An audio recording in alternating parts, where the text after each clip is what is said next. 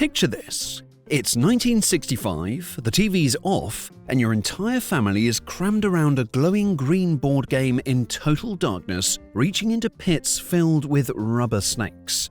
Yeah, sound familiar? No? Well, that's because most of the wildest board games from the 1960s have completely vanished from our collective memory.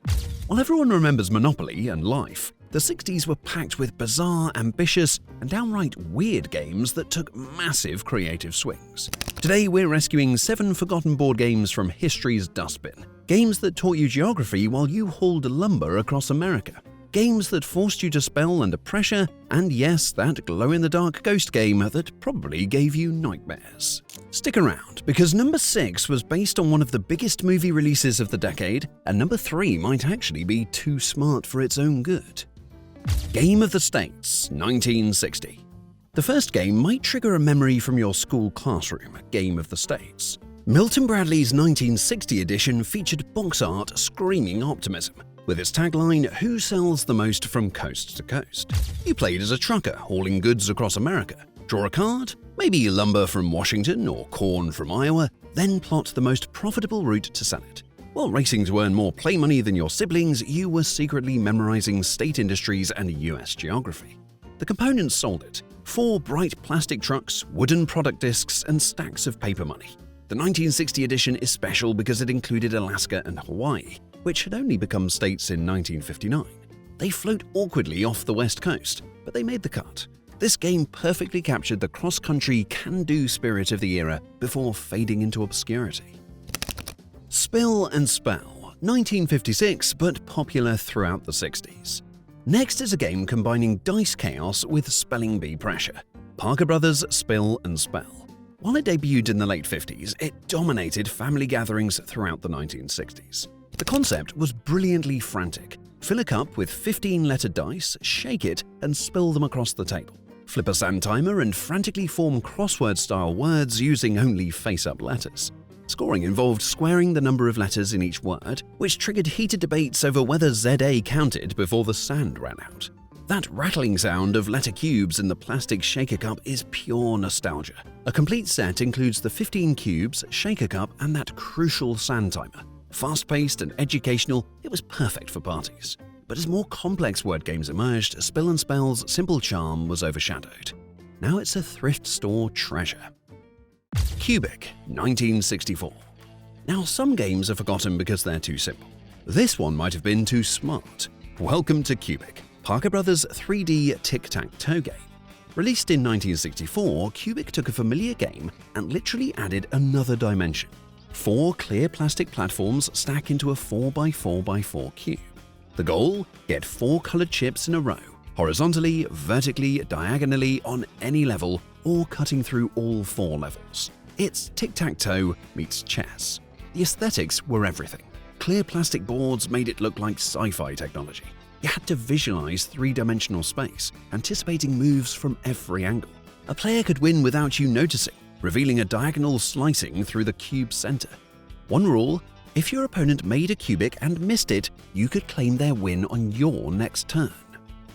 While brilliant, its mind-bending complexity probably explains why it never matched its flat cousin's popularity.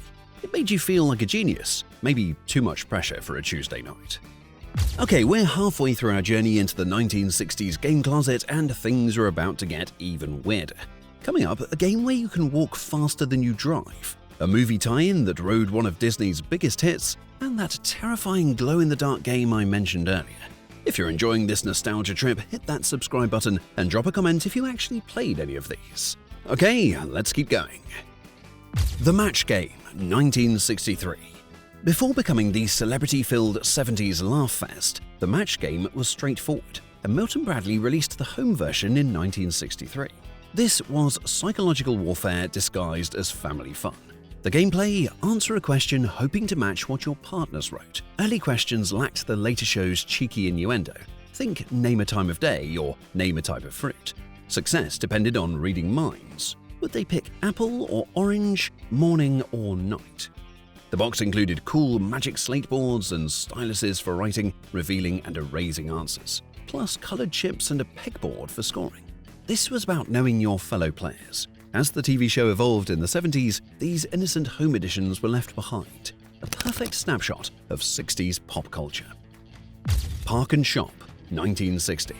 Now nothing captures 1960s suburbia like this Milton Bradley gem. Park and Shop, a game literally about running errands. The box art is a time capsule showing a sprawling shopping center with a massive parking lot, the height of modern convenience. Be the first to drive from home, park, visit all your shopping list stores, and return.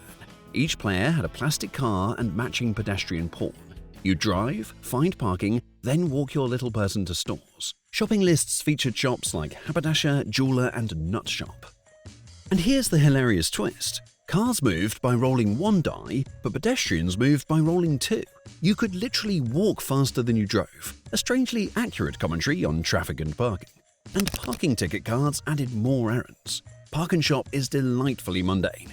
While the games offered fantasy and adventure, this one celebrated the everyday victory of completing your shopping. Mary Poppins Carousel Game, 1964.